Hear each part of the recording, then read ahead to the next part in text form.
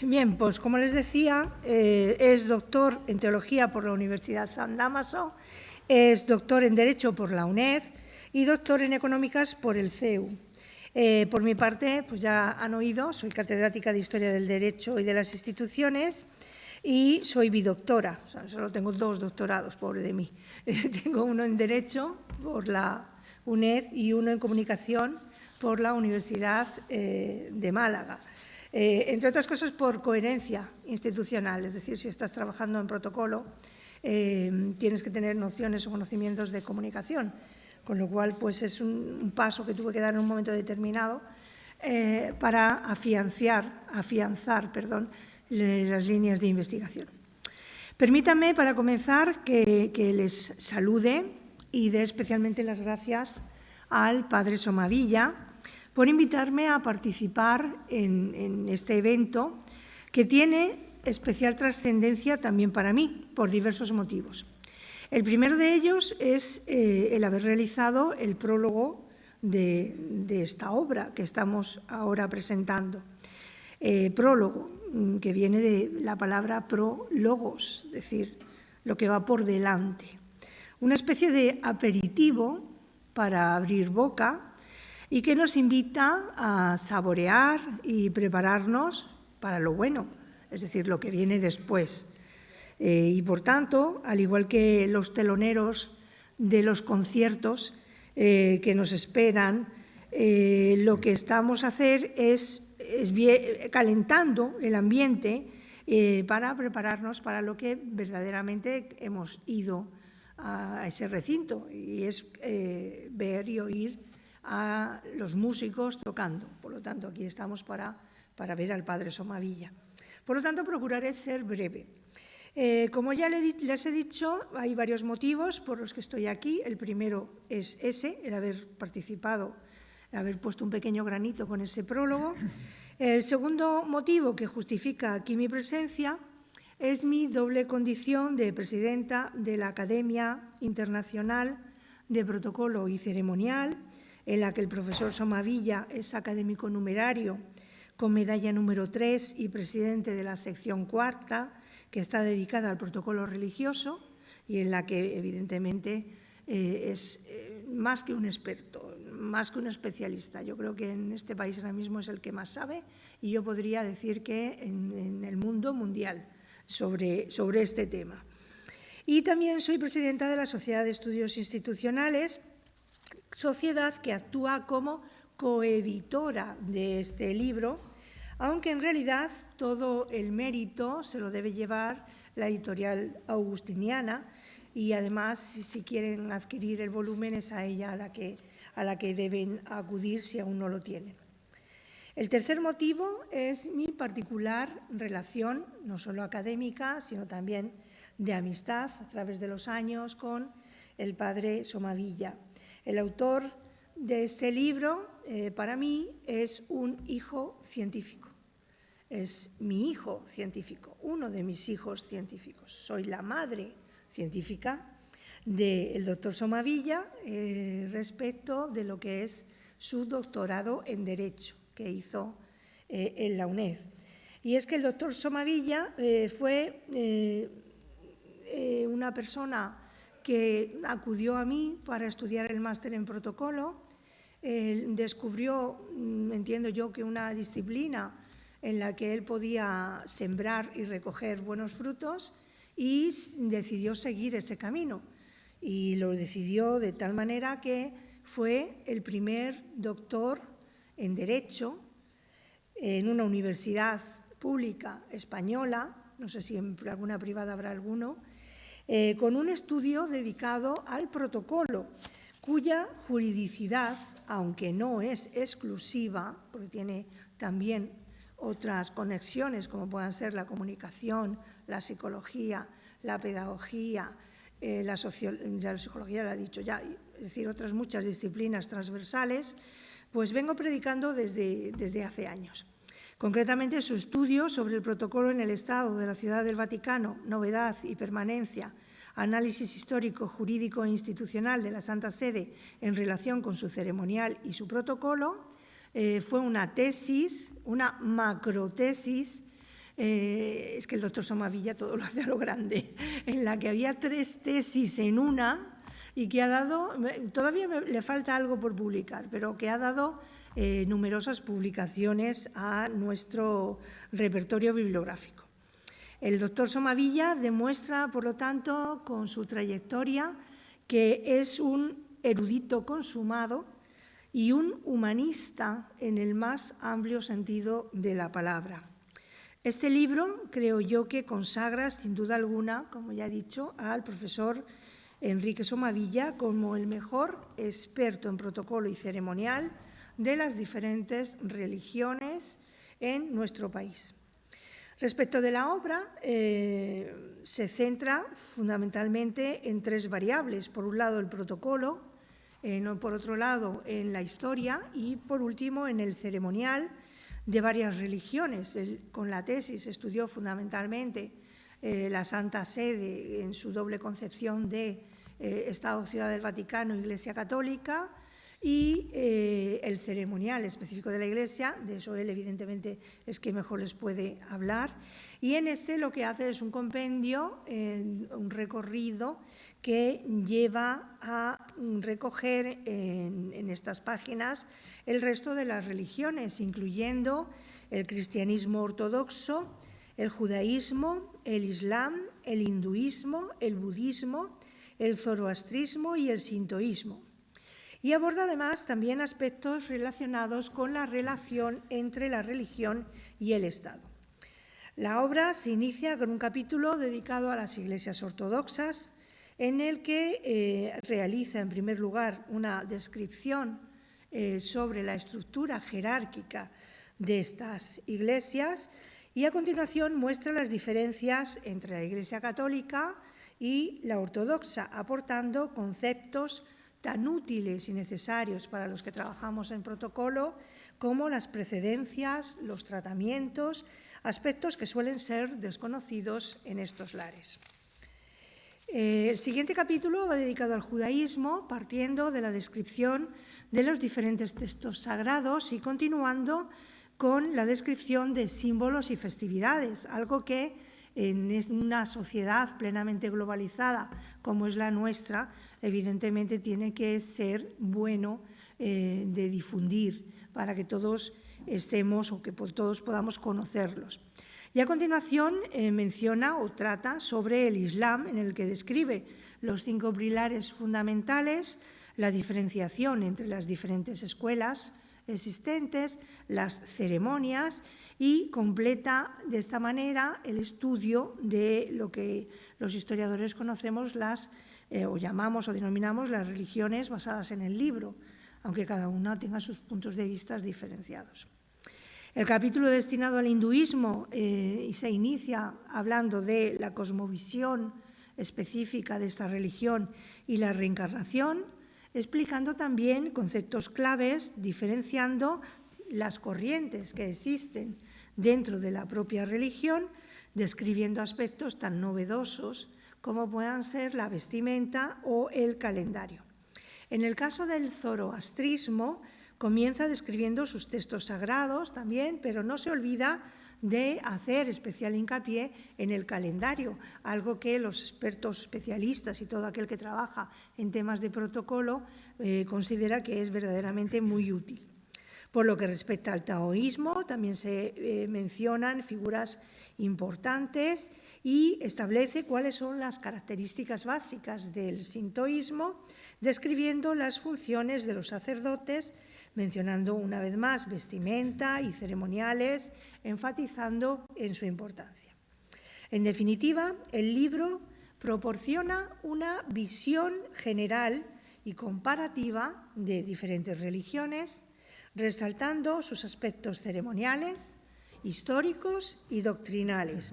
Se convierte así este libro en una valiosa referencia para comprender no solo las distintas religiones o expresiones religiosas en el mundo, sino para entender sus prácticas rituales y sus estructuras organizativas. Ya simplemente le doy la palabra a mi compañero Gustavo Marino Galiani López para su intervención y luego al final de estas breves palabras el profesor Somavilla hará su intervención y se pondrá a su disposición por si quieren hacer alguna pregunta. Muchas gracias. Bueno, muchas gracias. Muy buenas tardes, señoras y señores aquí presentes, señoras y señores que nos escuchan vía streaming. Saludarles desde aquí y, además de agradecer la presentación a la doctora Sánchez González, agradecer, por supuesto, como no puede ser de otra manera, al rector, al padre Somavilla y a su director general, a don Yago Piedra, la oportunidad que me brindan de colarme en su fiesta, y ahora lo explicaré, esto que suena como a titular. Agradezco muchísimo, muchísimo que me hayan brindado la oportunidad de estar con dos personas tan eminentes como a las que tengo el honor de acompañar. Dos personas que tengo que decir que ambas las he conocido recientemente, a la profesora Sánchez hace unos minutos, aunque sabía perfectamente de su trayectoria y de su buen hacer en el mundo de la investigación en los campos del derecho, que comparto, y en el campo del protocolo, que es mi oficio. Y además he descubierto que en el campo de la comunicación, que era lo que yo desconocía de la profesora Sánchez, porque ella es muy conocida en nuestro mundo, el mundo del protocolo. Y del profesor, del rector del Colegio Universitario María Cristina, tengo que decir que los caminos de Dios a veces pues, son, como dicen ahora los queridos jóvenes, son muy random, ¿no? Muy random. Son como muy inexplicables y a veces sobrevienen sin saber uno por qué. Y acompañando a mi jefe, al rector de la Universidad Rey Juan Carlos, hace muy poquito tiempo, tuve la oportunidad, por una cuestión que celebrábamos de la Universidad Rey Juan Carlos en las instalaciones del Colegio Universitario María Cristina, tuve la suerte de volver a ese colegio en el que había estado hospedado durante unos cursos de verano de la Complutense y conocer al rector, conocer a su equipo y tener indirectamente luego, por una casualidad, la posibilidad de estar aquí. Venía en el coche, camino del colegio, camino de esta presentación, pensando qué le voy a decir yo a los asistentes, de qué les voy a hablar. Les hablo de mi libro, del protocolo universitario, les hablo un ratito de mi libro, aunque yo vaya a participar en la presentación de otro, les hablo de lo bonitas y lo maravillosas que son las casualidades muchas veces, les hablo de los nexos en común que tengo para estar hoy aquí, tanto con el profesor como con la profesora, y he decidido, si les parece y me lo permiten, el hablarle un poquito de todo. Un poquito de todo porque me satisface muchísimo estar con dos personas tan inteligentes y con un bagaje tan grande en el mundo de la investigación y en campos de los que un poquito, y de manera muy modesta, porque me he colado en esta fiesta, pero algo puedo hablar. Yo también soy jurista, no soy doctor, agradezco la presentación así, pero no soy doctor, soy doctorando, me explico. Yo terminé mis cursos de doctorado en esta universidad o en este campus de Ciudad Universitaria donde estamos, muy cerquita, en la Facultad de Derecho, con profesores eminentes como el profesor Suárez Pertierra, Souto Paz, Iván de Iván, la profesora Escudero. Y cuando terminé mi segundo curso en ese doctorado, que se titulaba,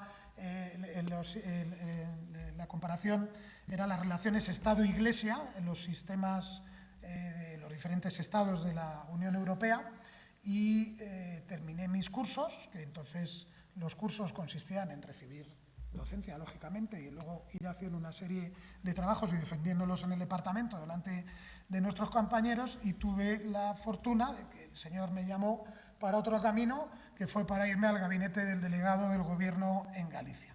Entonces tuve que renunciar a lo que me pidió el profesor y amigo Iván de Iván, que me pidió que le dedicara 500 horas de mi vida para ser doctor, y no se las pude dedicar porque me fui al gabinete del delegado del Gobierno en Galicia, hice el doctorado en otra cosa. Hice la tesis sobre el Prestige y su hundimiento, que es lo que me tocó vivir durante esos 4 años, desgraciadamente, además de otros hechos más luctuosos, pero de aprendizaje en el fondo, en esos 4 años que estuve sirviendo en la Administración General del Estado al servicio del delegado de Gobierno en Galicia. Y allí empecé mi contacto con el mundo del protocolo, porque bueno, eran muchos los actos que hacíamos a lo largo de esos 4 años en los que yo estuve viviendo en La Coruña. Eran muchos los actos, porque al final un delegado de gobierno en una comunidad multiprovincial como es Galicia, con un presidente entonces de comunidad autónoma como era don Manuel Fraga, que era un hombre que tenía una agilidad importante, que no lo aparentaba, porque ya era un hombre de cierta edad, pero tenía una fuerza extraordinaria para estar en muchos sitios en poco tiempo. Y nosotros, el delegado del gobierno, su gabinete, lo acompañábamos a muchas cosas y muchos eran actos oficiales donde yo aprendí de personas como Esther Peleteiro, aprendí de otros muchos profesionales. Esther Peleteiro era la jefa de protocolo de don Manuel Fraga Iribarne, la jefa de protocolo de presidencia de la Xunta de Galicia, y aprendí de otros profesionales que trabajaban en diferentes instituciones, tanto del lugar, municipios, diferentes provincias, como de diferentes órganos e instituciones de la Administración General del Estado.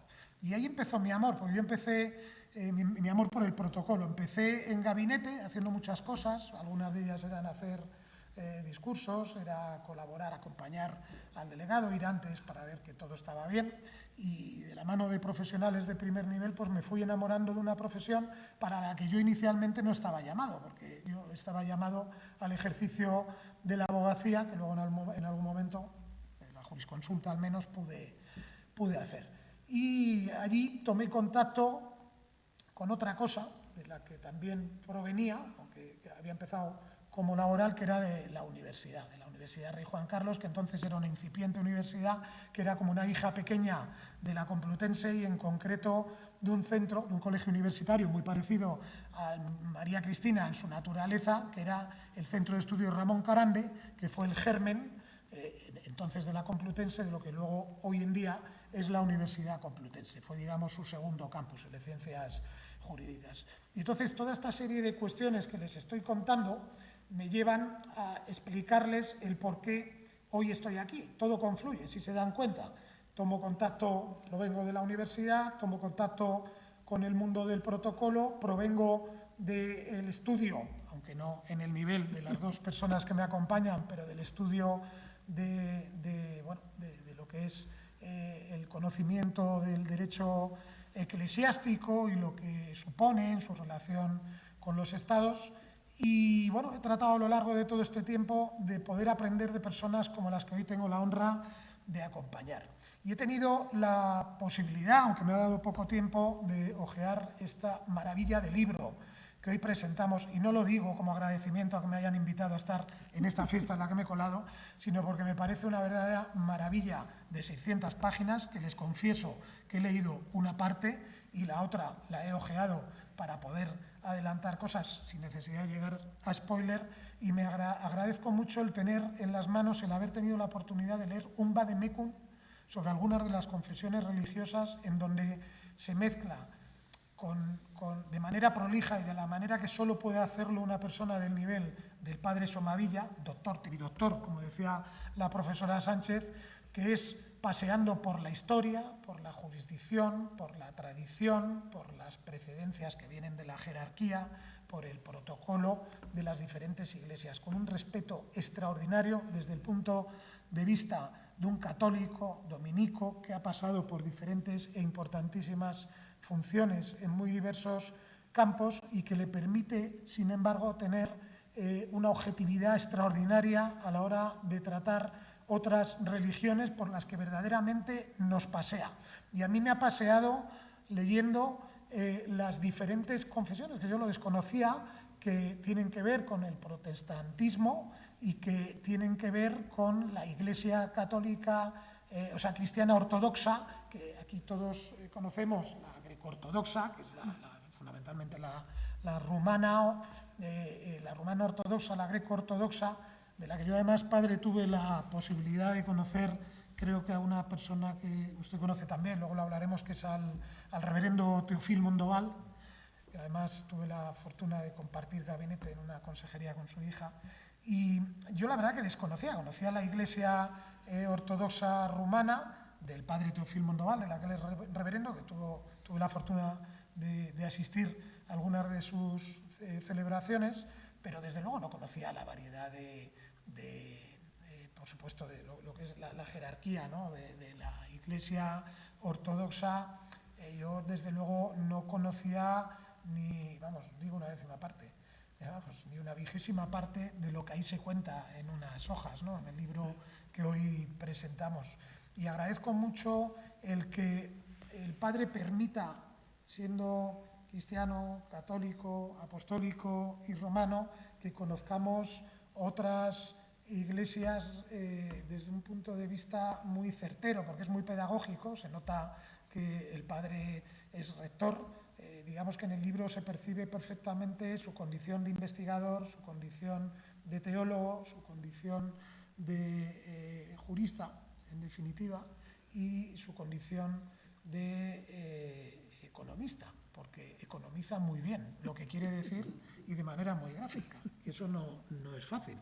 Entonces, en lo que he podido leer, me he paseado por esas culturas, tradiciones, maneras, jurisdicciones, y me ha permitido comparar y me ha permitido saber si en la fe en la que vivo, desde que me bautizaron, yo soy cristiano, católico, apostólico y romano, como el padre, si estaba en lo cierto, lo acertado, ¿no? Y sí, me ha reafirmado en lo que voy leyendo, me ha reafirmado porque considero que es muy interesante conocer cosas en las que uno no se ha educado, porque al final te permiten ampliar tu conocimiento, y al final la cultura pues siempre es bueno tenerla, pero te permite también ver que al final la Iglesia cristiana católica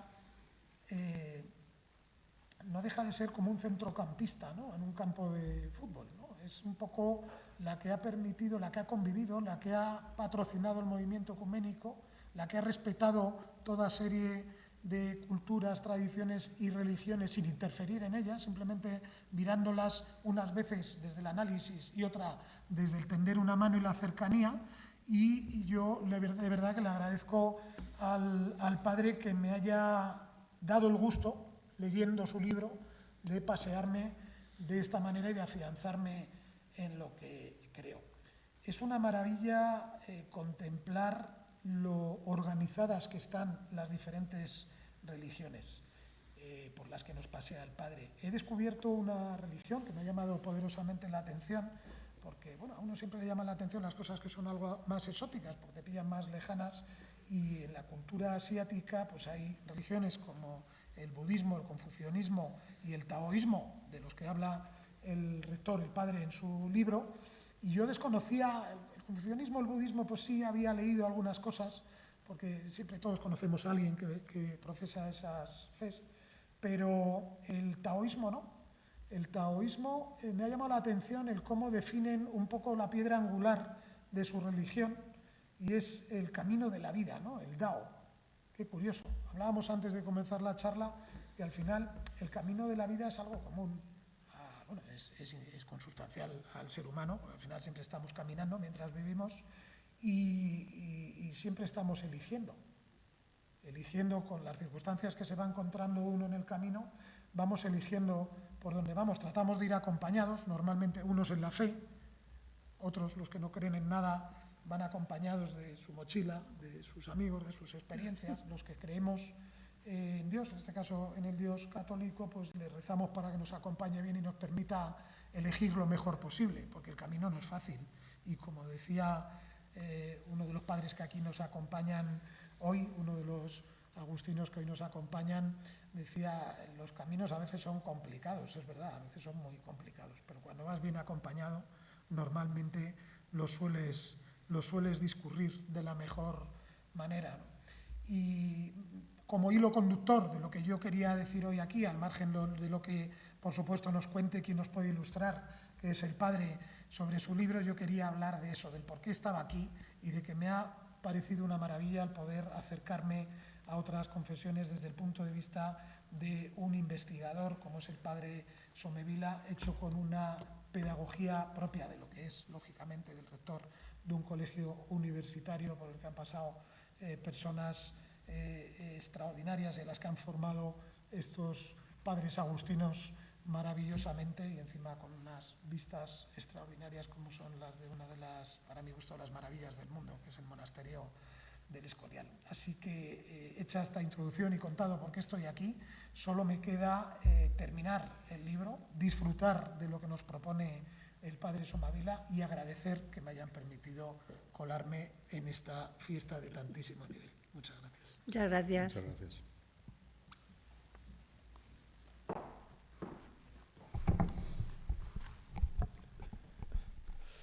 No, eso no sucedió así, querida profesora.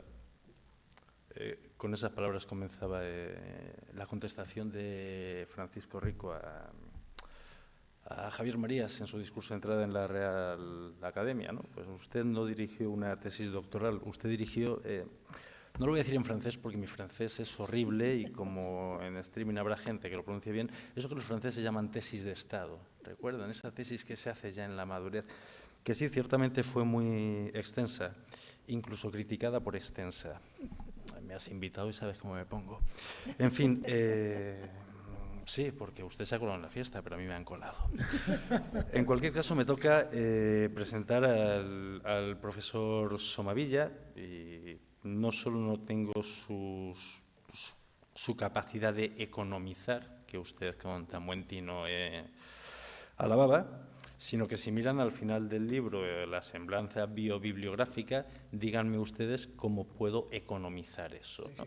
Entonces simplemente voy a repetir un poco porque les doy mi palabra de que cuando he salido aquí al principio, yo no recordaba que colaboro en el libro con un pequeño utílogo.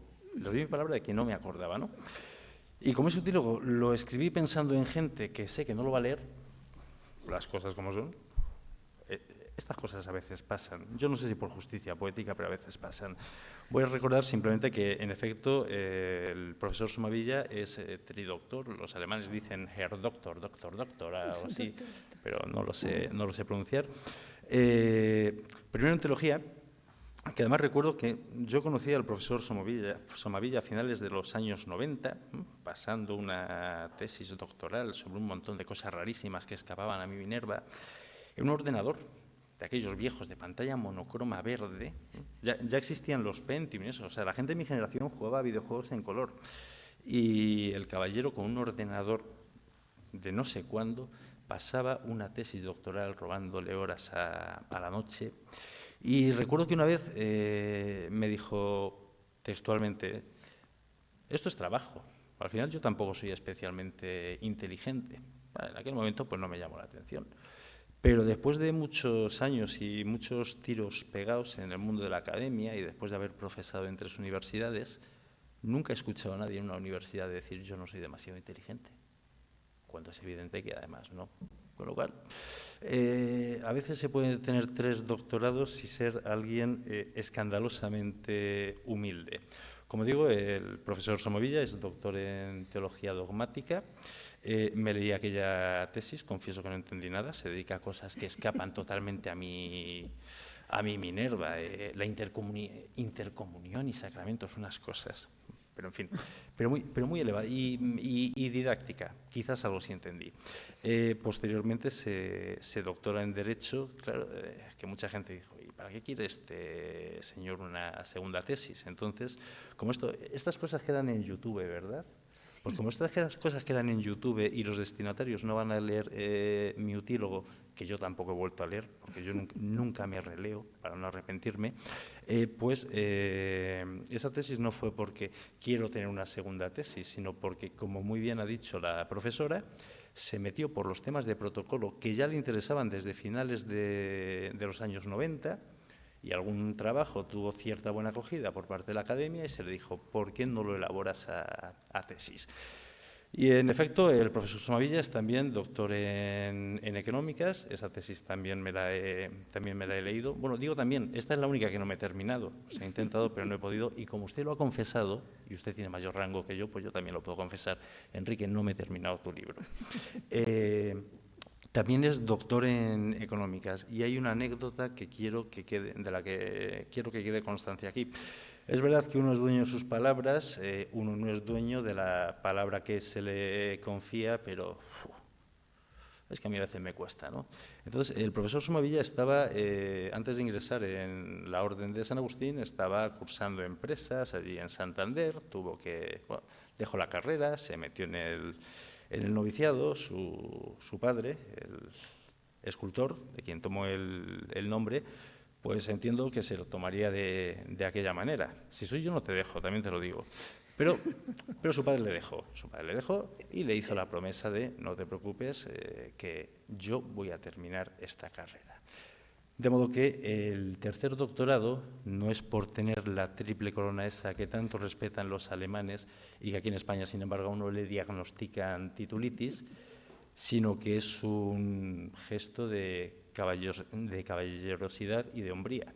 Aunque yo no sé si lo puse por ahí, que hay gente que considera que palabra de honor es un tipo de cuello femenino y tal, pero bueno, ustedes que son de protocolo saben que es otra cosa.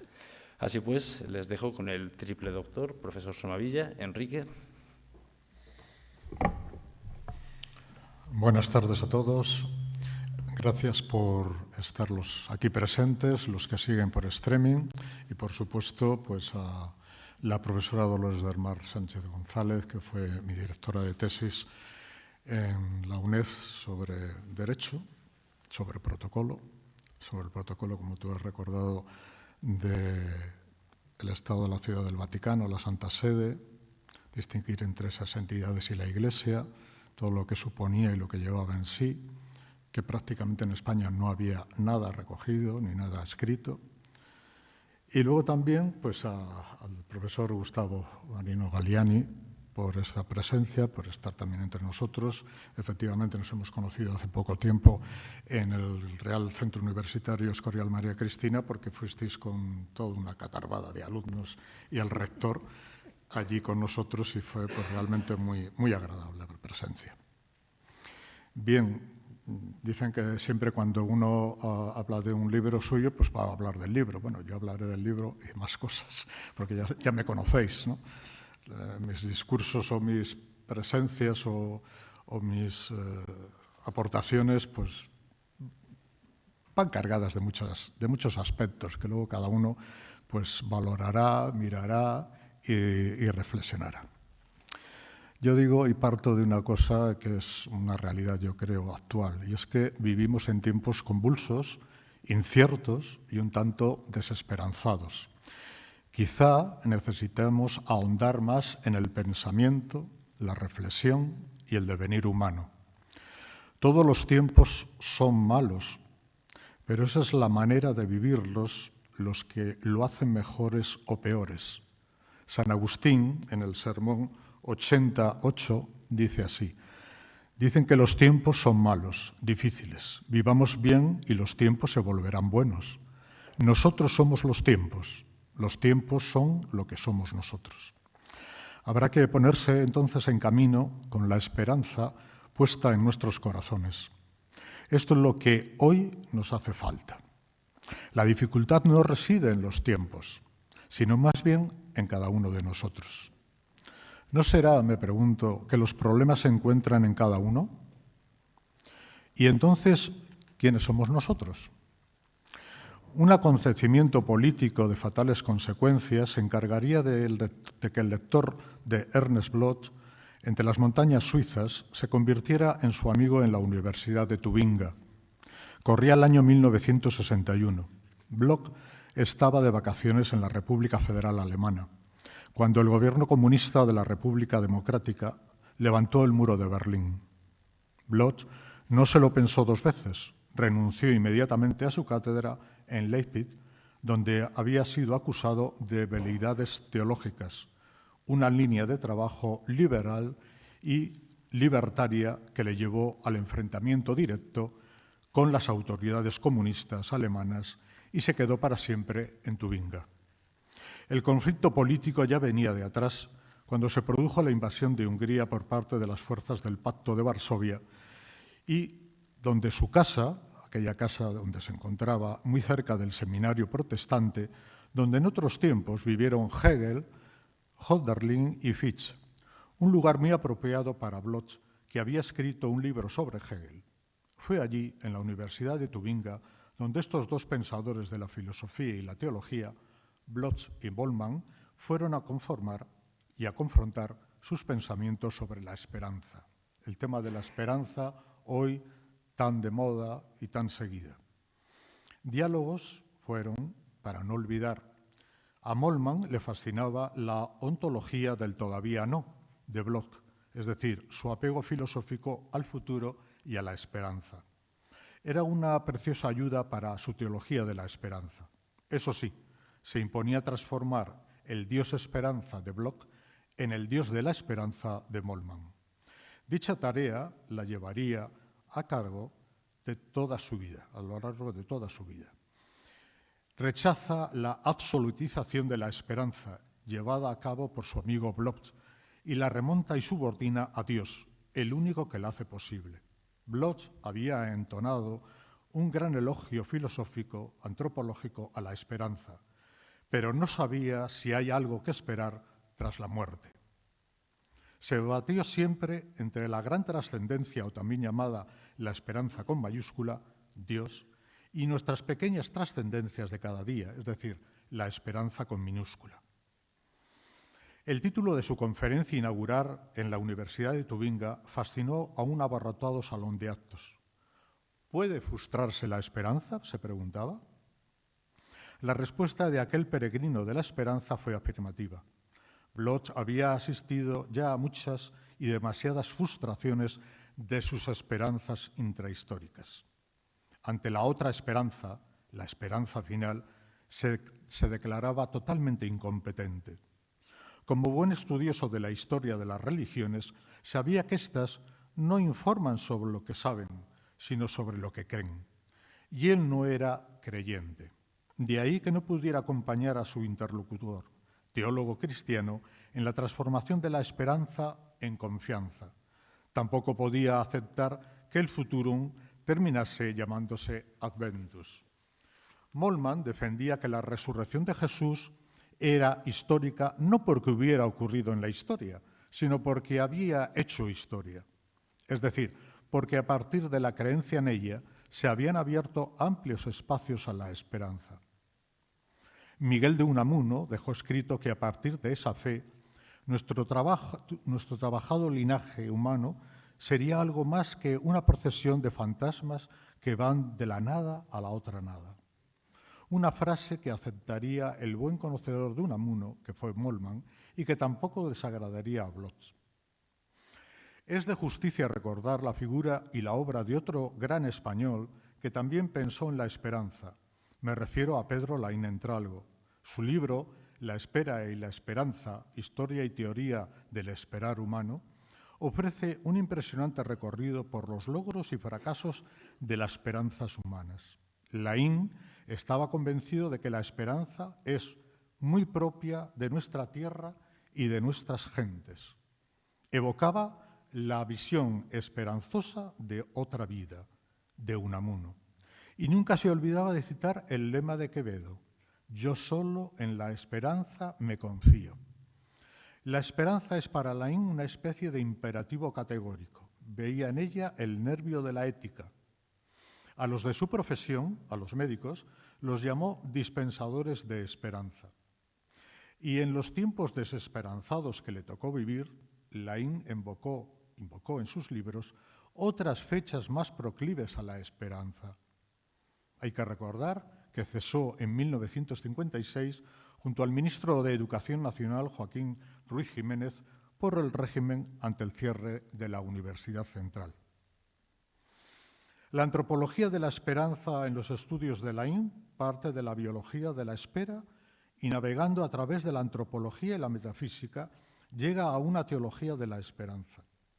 Laín, o para Laín, la esperanza del hombre es ser en sí escatológico, abierto a sus posibilidades de futuro, como modo de ser de la existencia humana. La idea de Laín Entralgo sobre la esperanza consiste en la necesidad óntica y existencial de obtener una respuesta cuando el hombre se pregunta. Y me pregunto yo, ¿cuándo no se pregunta el hombre? Es necesario creer en la esperanza. Da sentido a la vida. Claro, está que el esfuerzo de la esperanza nos supone a todos una creencia, una fe, que nos hace visible y viable esa creencia. La esperanza esperanzada nos invita a soñar siempre con el futuro. La misma vida humana, por mucho que lo queramos disimular, es un permanente esperar. Las esperas se suceden ininterrumpidamente, sin que podamos evitar estar mirando hacia ese futuro que vamos construyendo en un incansable deseo de conseguirlo mejor. Siempre esperamos, unas veces con el entusiasmo engrandecido por la ilusión que nos da una extraña certeza de conseguir aquello deseado, y en otras ocasiones por el desánimo, de un logro que se nos va escapando de las manos. De aquí que Emmanuel Kant plantea que todo esperar se dirige a la felicidad. La esperanza es la virtud de un corazón que no se detiene en el pasado, no vive en el presente, sino que sabe ver el mañana. Hoy también nos preguntamos, como todos ellos, ¿qué sentido poseen las distintas religiones y confesiones religiosas? Este libro que hoy presentamos intenta llevarnos a un mayor conocimiento de la historia, el protocolo, el ceremonial, que tiene cada una de ellas y busca ante todo aquella reflexión, el pensamiento abierto y el devenir humano.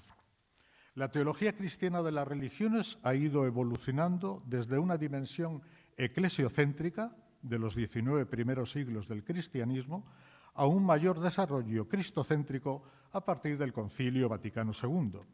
Y por último, a finales del siglo XX e inicios del XXI, a una fuerte expresión teocéntrica, es decir, la centralidad ha ido derivando desde la Iglesia, pasando por Cristo para llegar a Dios. Este es el eje para poder entender la presencia divina en todas las religiones del mundo. Esta es una de las razones que han llevado a la escritura y preparación de este libro, mostrando cómo las distintas confesiones, iglesias y religiones del mundo siempre han estado presentes en la vida de las personas. En esos momentos concretos donde celebramos las ocasiones importantes de la vida, acompañamos las situaciones difíciles o expresamos de qué manera queremos cada uno vivir en medio de la sociedad y de nuestra gente. Quizás hoy, más que nunca, en este mundo sacudido por la falta de certezas y cada vez más lleno de preguntas y cuestionamientos, necesitamos volver a abrazar el convencimiento de que la diversidad de confesiones e iglesias que hay en el mundo, sobre todo, intenta aproximarse a la compleja dimensión humana como un todo, y haciendo un esfuerzo por revalorizar y significar todo aquello que carece de explicación científica, pero que precisa de análisis, de reflexión y cuestionamiento. Las grandes preguntas por el sentido de la vida. No podemos abrazar la realidad exclusivamente desde la razón o desde el dato más puramente empírico, pues nos estamos perdiendo la grandeza de la vida que se manifiesta en lo súbito, en el misterio, en lo complejamente inexplicable, que con todo nos fascina y nos atrae. Y es ahí donde la fabulosa amplitud de religiones y confesiones procuran ofrecer un suelo para caminar y unas pistas para orientar y señalar la otra realidad, la que subyace bajo lo que ven los ojos y solo desde el corazón se puede intuir. Tiene mucho sentido que esta presentación se haga este año, dedicado por los católicos a la esperanza, puesto que los protocolos y ceremoniales descritos a lo largo de estas páginas nos recuerdan que las distintas religiones e iglesias tienen como tarea principal anclar y ayudar a vivir ese deseo y esa expectativa del bien que tenemos todos y cada uno de nosotros, que somos personas. Esa es nuestra esperanza. El Papa Francisco, en la bula para la convocatoria del Jubileo 2025, Spes non confundit, nos recuerda que los signos más claros que el mundo actual necesita mostrar para que la realidad humana que asiste en la esperanza son aquellos que realzan la paz en el mundo, la atención a los pobres y enfermos, el trabajo con los exiliados, la promoción y educación de la juventud, la apuesta por una vida con sentido que mire al futuro, el cuidado de los ancianos, los desplazados, los refugiados.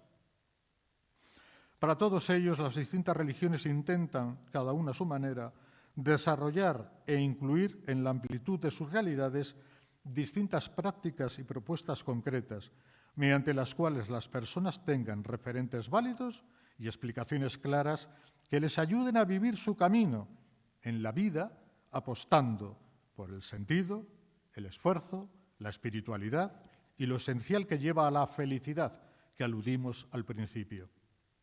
Este libro así lo quiere recoger y mostrar para todos aquellos que se acerquen a la realidad de la fe como propuesta de sentido y de realización. No hay ninguna razón para que los diferentes tratados de la teología dogmática no sean enriquecidos con la confrontación con otros sistemas religiosos. Solo algún ejemplo que puede ilustrar este tema. Cuando se habla del misterio de la Trinidad, ¿no sería posible considerar la interpelación presentada por la tradición hindú que ve claramente la manifestación de un ser absoluto en varios? O bien, hablando de la creación, ¿no sería posible considerar la interpretación presentada por la enseñanza budista sobre la causalidad condicionada? Pues todo el universo está interconectado. ¿No se facilitaría la explicación de los conceptos cristianos de la revelación y de la inspiración si se les presentara en contraste con el enfoque islámico de cómo Dios se comunica con la humanidad? Creo que es necesario tener en cuenta, por medio de un examen riguroso y una visión intelectual respetuosa siempre de los otros sistemas religiosos,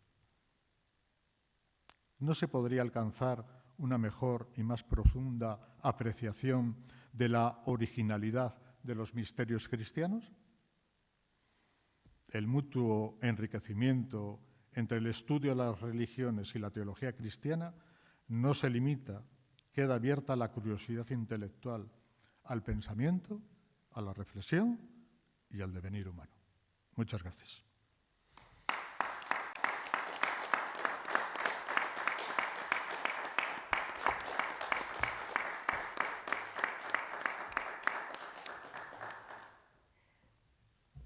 Bien, bueno, pues supongo que si alguien tiene alguna cuestión es el momento de hablar ahora o callar para siempre.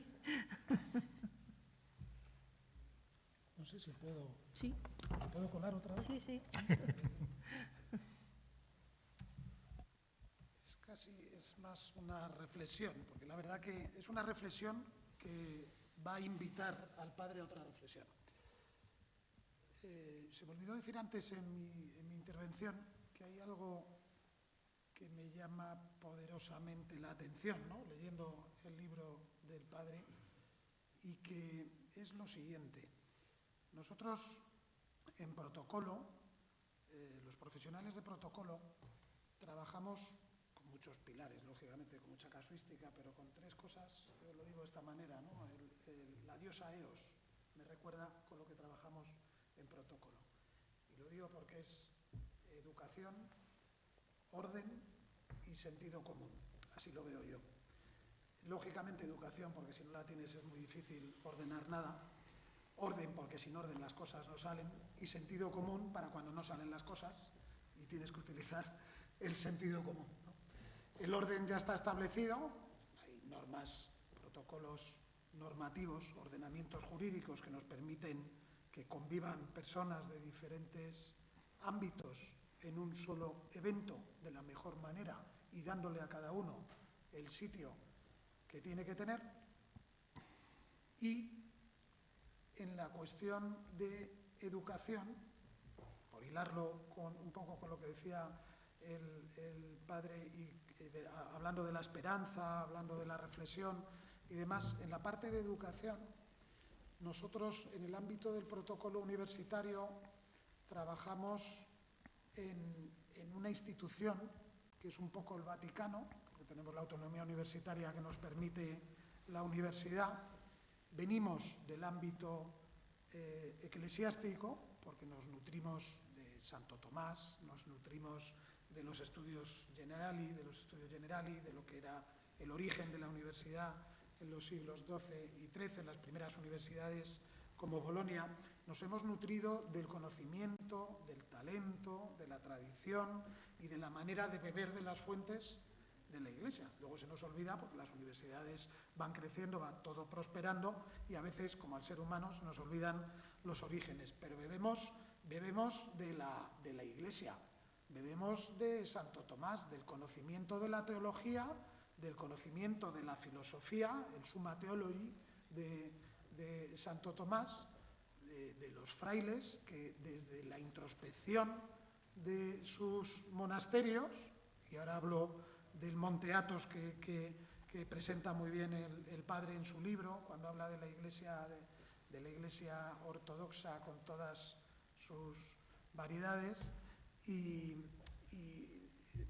reflexiono de esta manera y le pido al padre que nos hable de este asunto, si comparte conmigo el que efectivamente la piedra angular del conocimiento que hoy transmitimos desde las universidades no deja de ser la Iglesia, con ese origen, la introspección de la que se servían los monjes en sus monasterios para reflexionar sobre su religión y sobre el trivium y el quadrivium, que eran el origen de la enseñanza en los monasterios, luego en los estudios generales, luego en las universidades, son las fuentes de las que bebemos hoy para poder investigar y para poder transferir el conocimiento, ¿no? Ese conocimiento inveterado en el tiempo del que venimos y que a veces los profesores, titulares, catedráticos, los que están haciendo una carrera docente, no se acuerdan, porque es verdad que vivimos en una aconfesionalidad, pero es verdad también que vivimos y bebemos de una tradición y de unas fuentes que para mi gusto son irrenunciables e insoslayables. Lo veas desde un punto de vista religioso, o lo veas desde un punto de vista laico, o lo veas desde un punto de vista más seglar. Al final, nuestro origen es nuestro origen. Venimos de los romanos, venimos de los griegos, nos alimentamos de muchas culturas, de muchas excisiones, de muchas maneras de vivir la espiritualidad, pero eso nos ha ido enriqueciendo y nos ha ido convirtiendo en lo que somos, y ahora que lo somos, nos olvidamos de lo que fuimos. Y yo le quiero preguntar al padre si esta reflexión que hago en voz alta, acordándome sobre todo cuando habla del Monte Athos, de esa península griega donde conviven 20 monasterios diferentes, donde en cada monasterio hay por decirlo de alguna manera, porque me entiendan coloquialmente, una persona que piensa por todos sus monjes y toma decisiones junto con los otros 19, si esta democracia, esa introspección, esa reflexión, esa investigación, esa manera de estudiar de esos monasterios, si no le parece al padre que desgraciadamente la hemos abandonado algunas veces cuando estamos haciendo una carrera docente, cuando estamos trasladando conocimiento en la universidad. Sí, es decir, yo creo que hay que partir de una realidad, que la realidad de Europa o la realidad europea, o lo que somos nosotros, venimos de distintas fuentes. Una fuente es la judeocristiana, palestina, ¿no?, donde el Evangelio se predica, se anuncia y al mismo tiempo se expande rápidamente, ¿no?, por todos los confines del Imperio Romano. Otra línea fundamental para toda la cultura europea es la filosofía griega, está clarísimo, y el derecho romano, que a veces se nos olvida. Es otra de las líneas fundamentales. Alimentado todo por la Iglesia, la comunidad cristiana. Ya sé que partimos y estamos y nos encontramos en una realidad europea totalmente secularizada.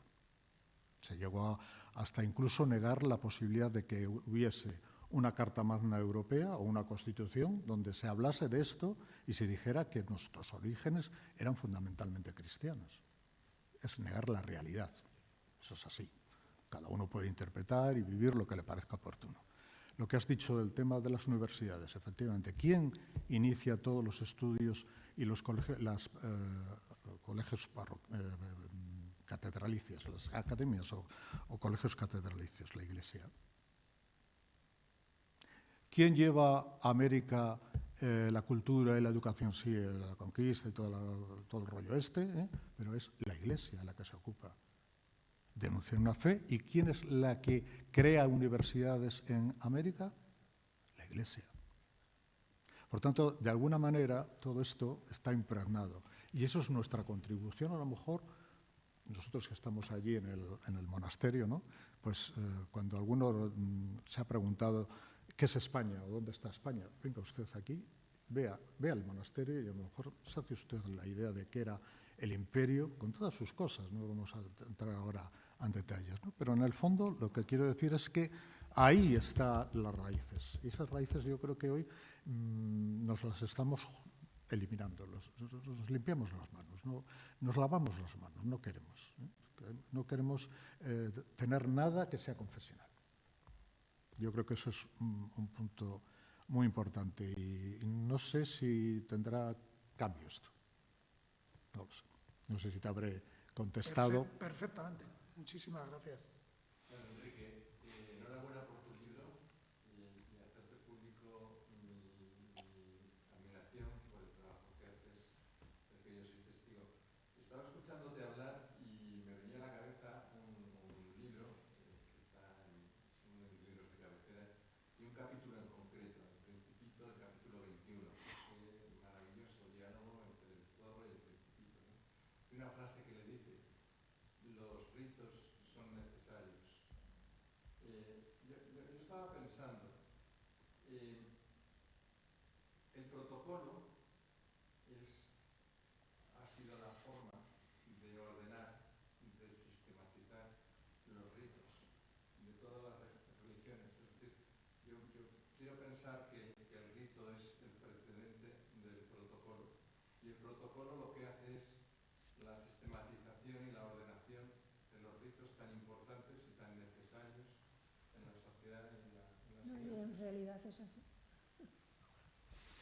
Sí, es decir... Primero es el rito, luego el ceremonial y por último está el protocolo. Sí, si eso lo pasamos a cualquier tipo de religión, a lo nuestro más cercano que es la Iglesia Católica, las iglesias protestantes, las iglesias hermanas de Oriente, es decir, las ortodoxas, etcétera, etcétera, yo diría que si hay algo fundamental son los ritos y las expresiones de cómo se vive esas celebraciones. ¿Qué significan? Yo no voy a hacer ahora ninguna apología de tiempos anteriores y liturgias que hoy están como algo de moda, sobre todo en jóvenes, de aquello antiguo, aquello que era preconciliar, ¿no? Me refiero. Y es que, claro, resulta que el cambio, la adaptación a los tiempos modernos, que tenía que venir porque era necesario, ha roto de alguna forma o ha desviado lo que era misterio. Yo no sé si yo todavía hice la primera comunión con el cura de cara a la pared. Y entonces había como un misterio. Es decir, cuando tú veías esa celebración no te enterabas de casi nada, ¿no? Es decir, porque allí pasaban algunas cosas en el altar, se subía... Entonces, esos eran unos ritos, unas expresiones. Eso hoy se ha perdido. Hoy la gente dice, es que a lo mejor no me dice nada. Es decir, hemos ganado en muchas cosas, pero a lo mejor se ha perdido en otras, ¿no? Me refiero sobre todo al tema ese de los ritos, de las expresiones, de los protocolos, en definitiva, luego al final. Y yo creo que eso es importante.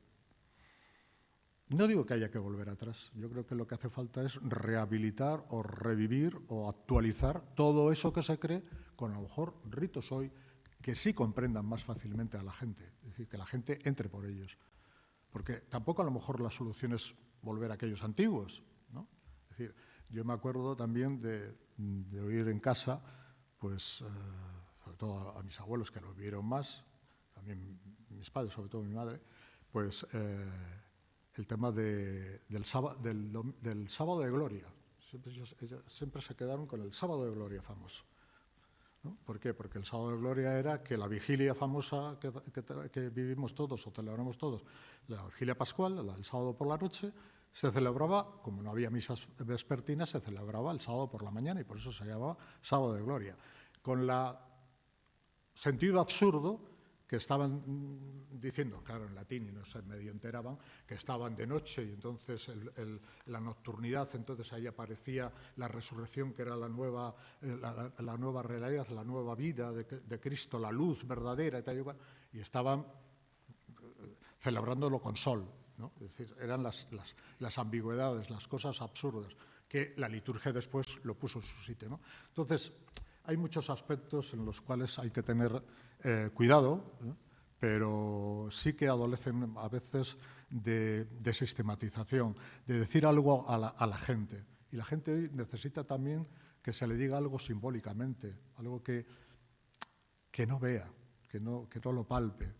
El misterio en el fondo, creo yo. No sé si tampoco te he respondido. No sé si ahí en Zoom, los que estáis con la grabación, ¿hay alguna pregunta?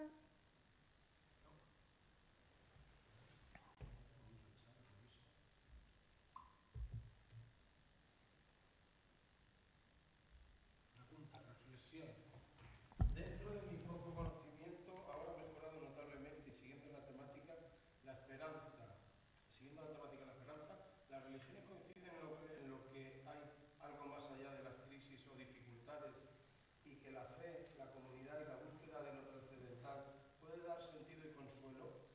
¿Estás de acuerdo o consideras que esta reflexión se queda coja dado el momento en el que vivimos actualmente? No, yo creo que no se queda coja. El problema de todo esto es que tiene que haber una reflexión, tiene que haber un pensamiento detrás, tiene que haber una creencia. Y todas las religiones, todas las confesiones tienen el mismo sentido. Es buscar a Dios, buscar el trascendente, buscar lo que está más allá, lo que yo no puedo alcanzar y no lo alcanzaré nunca. Si lo alcanzase ya no sería Dios. Eso es lo que he alcanzado. Eso lo decía también muy bien San Agustín. Yo creo que en estos tiempos de desesperanza, como decía yo al principio, y convulsos y de incertidumbre grande, yo creo que hay que afianzarse en algo. Y cada uno busca pues, ese afianzamiento pues, en un esquema religioso, en una confesión, en una religión. Hay para todos los gustos. ¿Dios dónde está? Pues está más allá.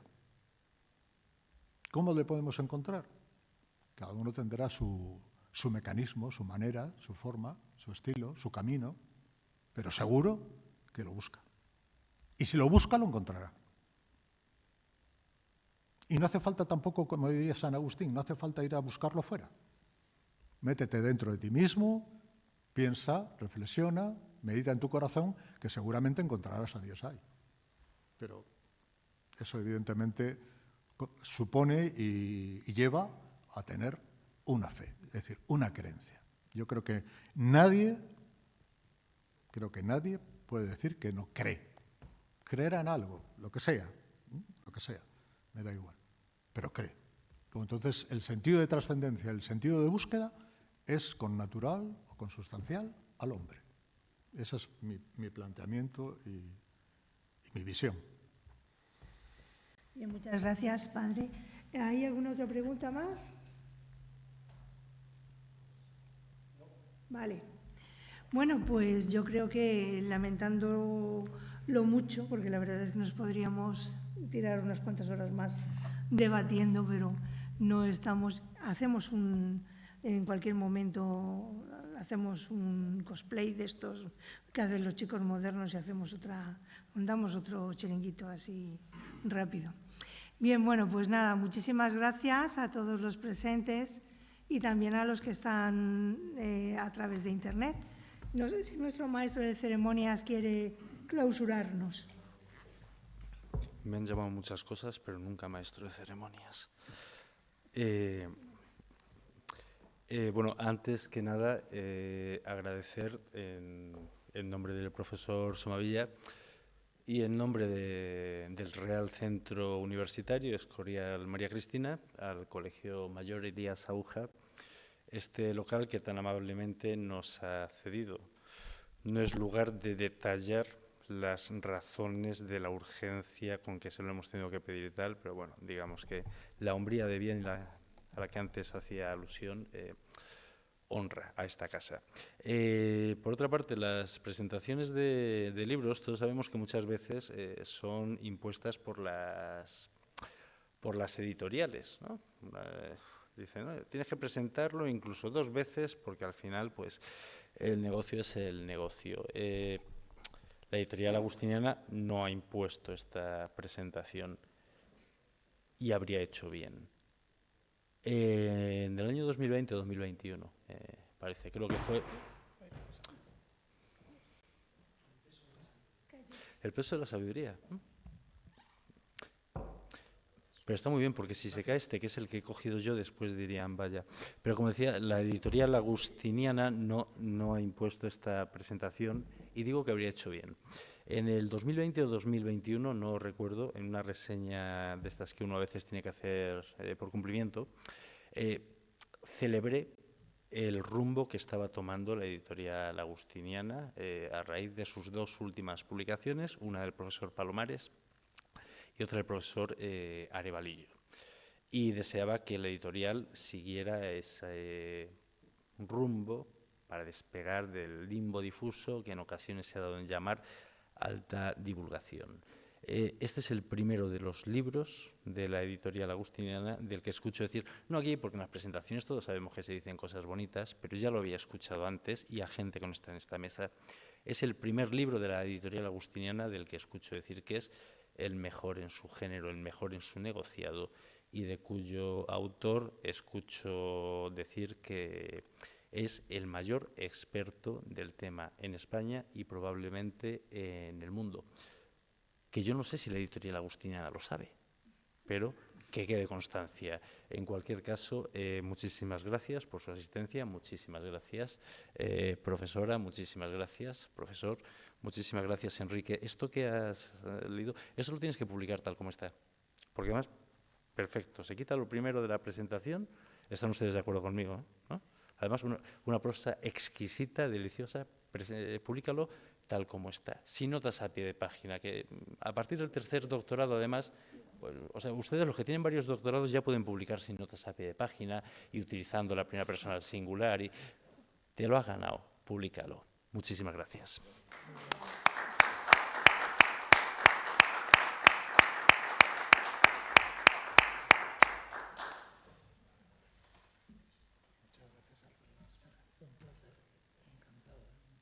La verdad que sí.